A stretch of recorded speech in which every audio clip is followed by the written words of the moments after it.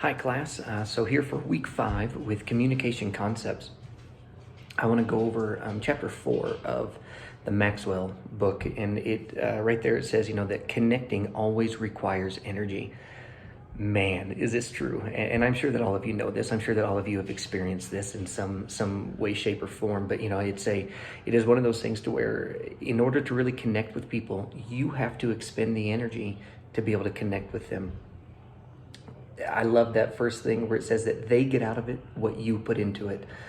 So if you're really wanting to connect with someone, you have to put in the effort, you have to put in the time, you have to put in the energy to make it happen.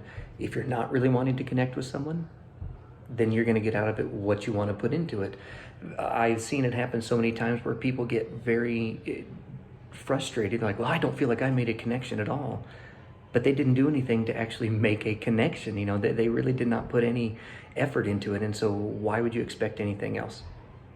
One of the other things that it talks about, is that we need to try to make those people feel special. So whoever it is that we're talking to, whoever our audience is, whether it's one-on-one, whether it's a couple people, whether it's a congregation, you have to make sure that you are making it personal to them. And so it makes them feel special. Make it as though that you were talking to each one of them. It doesn't mean that you can't use blanket statements, but you have to find a way to make those blanket statements make a connection with every individual person as well. One of the other things he talks about here is that, he talks about how he would share his mistakes during a sermon. I do the same thing. There are things where there are certain things I'm good at, there are certain things I'm not. And that's just the reality of it. Sharing some of the funny stories of shortcomings that I've had or mistakes that I've made, it helps connect with people because it makes them feel as though that you understand and you do understand because you're a real person too.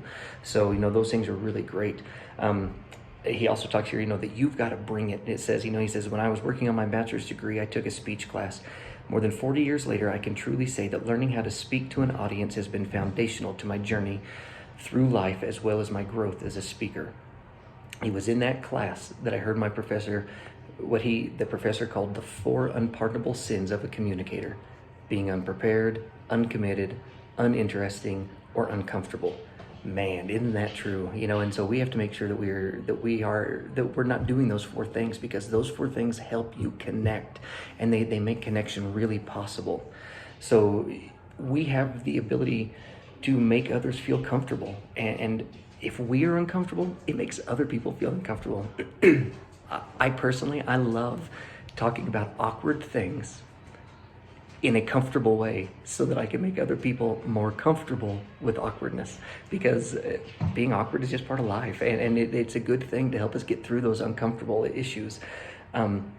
We also need to come across as confident and at ease. And so if you need to study more so that you can be more prepared, so that you can be more confident, then do that with whatever the topic is that is at hand. But we have to be able to be confident, because if we aren't confident about what we're talking about, the person knows it. Those who we're talking to, they know it. If I were to sit here and be with you guys today and go, well, in order to connect, we have to, and then we also have to.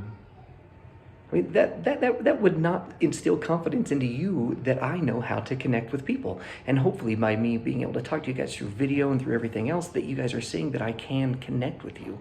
Now, I know it's hard to not be able to make eye contact with you in here, because in this class, it's all done via the internet, and so that is more difficult. But it is something where I'm hoping that I can bring a connection even through the fact that I am confident in doing these things. And this is something that we need to be preparing and that we need to be working toward as well. So one of the other things, that it talks about is that we need to be well-rounded, well-informed, and well-mannered. In everything that we do, we need to make sure that we are just giving a holistic approach to it, and not just, well, my opinion is. It's great to have your opinion, but in order to really be able to connect with people, we can't just be stuck on our opinions. Now, we need to base everything off of the Word of God, because that is the truth, and that is the reality of life and everything about it. But beyond that, we have to be able to connect with people where they are and then help them see the truth and not just be stuck in our own opinions about stuff. When he talks about 5 proactive ways to use energy for connection, it says, connecting requires initiative. And it says, go first. If you want to connect with someone, Don't wait for them to be the first one to do it. You take the first step and connect with them. Another thing that he says there is that it requires clarity. So we need to be prepared. You need to make sure that you're actually taking the time to prepare so that you know what you're talking about whenever you do try to connect. It also says that connecting requires patience. Slow down. This is something that I have a hard time with. I'm just being honest. I like to just kind of go. So being able to really slow down and be patient with stuff, it makes a difference whenever you're really trying to connect with someone. And number 4, it says that connecting requires selflessness. You have to give of yourself. And that's just, and if you really want to connect, then people will never know how much you care until they see you in action, you know. And so, or in another way to say that, and this is actually this thing I was trying to think of, sorry, and I had a little brain mishap there, but it's people, they will never know how much you care. And no, hold on, I'm sorry. They will never care how much you know until they know how much you care. See, even in connecting, I mess things up. So, but anyway, I hope that, you know, that even that, you know, you guys can kind of get a little, you know, joke out of that. So, and then number 5 is that connecting requires stamina. You have to be able to recharge. I mean, Jesus had to go away and pray. He had to regroup. He had to recharge. There's nothing wrong with that. So make sure that you're doing that.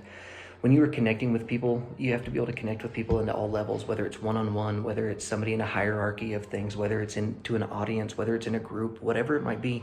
We have to learn to be able to connect individually to those people wherever you are. And that just takes practice. And so those are things, you know, that we really need to work on and need to practice on. And I hope that this video helps you understand a little bit of that. And over this next week, guys, I'm also going to be out of town. So if you need anything, please make sure and email me, because I won't be on the message boards, but I can always answer an email. So be blessed. Have a great week, and we will talk to you soon.